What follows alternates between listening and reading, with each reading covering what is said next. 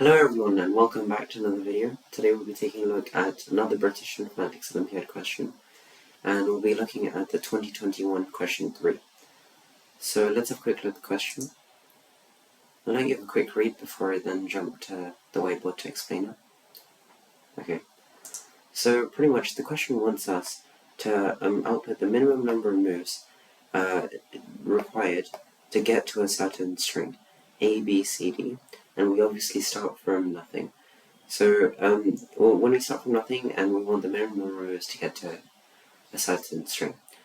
So the essence of our solution for this will basically be like a breadth first search. Since a breadth first search works very, very well with this sort of code. Now, if you're not familiar, I'll quickly explain what it is.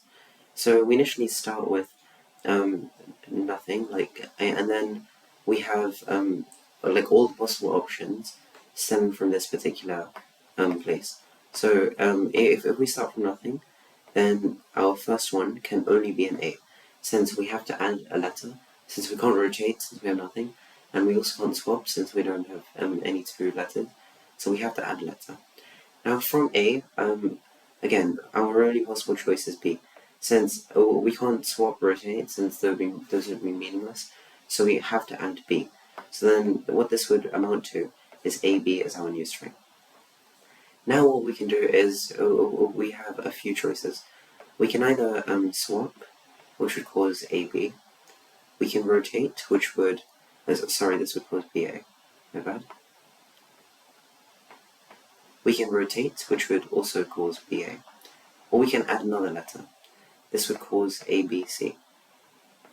Okay? And now from each of these strings, from BA, we can add a letter, we get BAC, we can rotate again, so we get AB, and then you get the idea. Again, from AB, from this BA, since the two BAs are identical, we can do the exact same thing. And now from this ABC, we can add another letter, we could swap the first two letters, we get BAC. Or we can rotate and make it CAB. I'm sure you get the idea. So we pretty much just continue this process, and then as you might imagine, all of these would have their child nodes, as they're called, and then those would have those children. It's a bit like a family tree, it just extends very, very rapidly, very quickly. So then that's pretty much how it's going to work. This whole process is called BFS because we're going breadth, i.e. width, first search. So we're exploring as widely as possible, i.e. as many nodes as possible, first, which is like BFS, as opposed to depth first search, DFS. Okay. And now, if you notice, I'll just highlight them in a different color. We basically have some repeats, right? We have BA occurring here. And then we also have BA occurring here, and then we have AB occurring here, and then AB also occurring here, and then ABC occurring here, ABC occurring here. There's pretty much no point in having all of these different things, since they're all the same thing, right? All of these ABs and BAs will lead to the exact same children, all of which will lead to the same children again. So we can basically have some sort of counter or some sort of visited array, which keeps track of which elements we have visited. So I'm just going to label this V for short. But then every time we explore a certain node, we should add it to our array. So since we've explored A, so we know that the minimum number of moves to get to A, that's going to be 1 basically. And since this is the first time we've encountered A, we can guarantee that there will be no other way to get to A in a shorter number of moves. So just to prove this, for example, let's say the first time when we got to ABC, for example. So we know that since we're basically checking all the nodes layer by layer, essentially, where each layer represents the minimum number of moves. So all of these represent 3 moves, all of these represent 4 moves, etc. So we know that the first time we encounter any such string, it must be the minimum number of moves. Therefore, if we append ABC to visited array, if we ever meet it again, let's say here when we do meet ABC again, then we know that we shouldn't explore it anymore, since we've already explored ABC in a previous iteration, so then therefore it will be redundant exploring ABC. This will basically save us some computation from constantly having to redo several specific nodes again and again. And pretty much how we stop is that after we explore all the nodes far enough, let's say after depth 5, depth 6, when finally we get ACBD as one of our strings, we know that that must be the minimum number of moves to get to ACBD, hence we can just output 6 as our final answer. So that's pretty much it for this particular solution. Now let's have a quick look at the actual program. Okay, so we pretty much start with having this deck structure, or DQ, whatever you like to call it. This is basically called double-ended queue. I have covered this previously in another video, but just to recap, it's basically a Python thing, which it's a queue, except you can append and pop elements from both ends, so it's incredibly useful, because like if you just think of a normal array, for example, you can only append elements to the end, and you can only pop elements from, actually you can pop elements from any index, but you can only append elements to the end.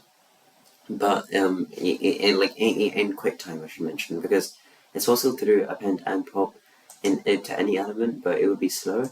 For double-ended queues, if you append and pop to the start or end, it's done of 1, which is basically extremely efficient. So we initially start. This queue will store our tree basically, which contains all possible nodes, as well as how many moves it takes to reach that node. So for example, to go to A, it requires 1 move. And now remember the visited array. So visited set, since each element is unique inside that set. As soon as we encounter an element within our queue, we should also put it in our visited set. So I'm just initializing queue and visited to A, since this doesn't make a difference, since we know that after the first move, A has to be our first letter no matter what. So we can basically just initialize queue and visited, having A 1 as a number of moves initially. And we basically set found to equal false. This found keeps track of whether we've actually met our target of string 1. String 1 is the final output string which we want to encounter. So while string 1 is not found, as long as it's not found, we should continue searching, right? Until we find it. So we pop the first element inside the queue. Remember, this is how the breadth first search, or BFS, works, since we basically visit elements in order of the place which they occur inside the queue. And the place they occur inside the queue is correspondent to how many what layer they are, if you like. So where the layer is the number of moves required to reach that particular node. In this case, A would be layer 1, AB would be layer 2, ABC would be layer 3, etc. And now, since L basically store 2 particular values, first the particular string, and as well as the minimum number of moves to get to that particular string. So if L0 is that particular string, if that equals string 1, then we know that our search is finished. So then we set found to equal true, and then we print L1. L1 is the minimum number of moves required to reach that particular string. And then our search will basically be finished, since found is true, and then we'll exit out of this while loop at the subsequent iteration. However, if this condition is not met, then we basically need to perform the 3 possible operations on L0. We need to perform the swap, rotate, and add functions to L0. So we start with the swap. Swap variable, we're swapping L0, so we're taking the second element, index 1, of L0, and then concatenating it to the first element, 0th index, and then concatenating it to the rest of the string. Okay, that's how we generate the swap variable. How we generate the rotate variable is we basically get, again, the string 1, like the string, and then everything which is occurring after the first element, and then we basically concatenate it to the final element of that particular string, except the final element goes to the end. The first element goes to the end. And then the add variable is, we're basically just concatenating L0 to the next element which is to be added. And the way which we decide the next element is basically based on whatever the length of the string is. We know that, let's say it's length 2, so then we know that the element which we have to add will basically be A plus 2, right? So then the 2 letters after A, which would be C. And this is basically just the code which is required to do it. So order A is basically whatever the ASCII value of A is. In this case, it would be 65. Then we add that to the length of the string. In this case, if it's length 2, for example, it would be 2. And then we get 67. Now the character value of 67 would be C. If you're not familiar with this, don't worry. It's just like you could do this in several different ways. But in case you're interested in finding out more about these are called ASCII letters, and they are quite interesting since they do speed up like execution time a bit. So that's pretty much how we generate add, rotate, and swap variables. Now for each of these variables, what we need to do is we need to check whether they are in the visited array. If they're not in the visited array, then we basically add them to the visited array, as well as incrementing the minimum number of rows by 1 for each of them. Since in performing all of these operations, we're doing one extra operation on them. And then we basically add them to the visited set, since we don't want to visit them again. And of course we repeat this for all possible, we do all 3 of these for the particular string, and repeat this for all possible strings until we reach our final output string. So that's pretty much it for this particular code. Now let's have a look at whether it works by the mark scheme. So let's test this particular string on it.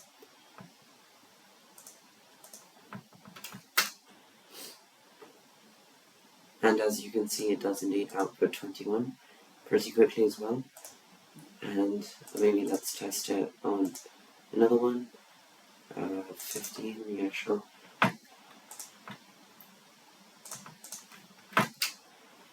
And as you can see once more, it does indeed output 15 correctly. So that's pretty much it for this particular code. It was a pretty neat code as well as the breadth first search. So I really hope you enjoyed watching, and hopefully you learned something new from watching this video. And hopefully you can apply these ideas to different questions in the future. Thanks for watching. Bye.